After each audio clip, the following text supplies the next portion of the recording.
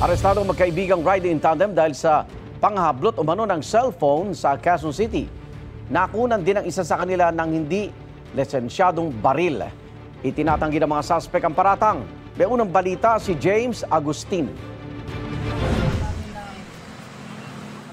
Walang kawalaan, dalawang lalaki ng aresto ng pulisya dahil sa paghablot umano ng cellphone sa Barangay South Triangle, Quezon City. Ayon sa pulisya, pauwi ng 35 anyos sa babaeng manikurista nang mabiktima ng riding in tandem. Pagsapit niya doon sa may kanto ng Scout Borromeo, bigla sumulpot itong mga suspect na lula ng motor at agad hinablot yung kanyang cellphone habang ginagamit niya ito.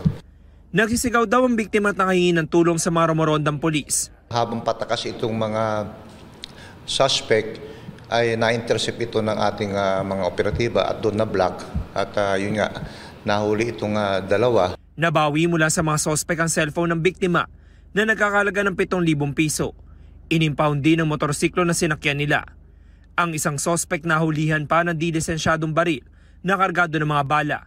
Base sa imbestigasyon, magkaibigan ng dalawang suspect na taga Sampaloc, Maynila at dumarayo sa iba't ibang bahagi ng Metro Manila para makapangbiktima. Ang modus nila, nagmamanman muna sila. Kapag mayroon nakita silang potensyal na bibiktimahin, babalikan nila to kapag medyo sa tingin nila na clear yung lugar, manghahablot sila ng cellphone. Itinanggi ng magkaibigan ng aligasyon sa kanila. Hindi po namin ginawa po yan. Ba't kayo inaresto? Pauwi na po kami nun, sir. Tapos? Nung hinarang po kami, sir. Wala po kaming ganun lakad, sir. Wala po akong ganun baril, sir. Sinampahan ng mga suspect ng reklamong theft.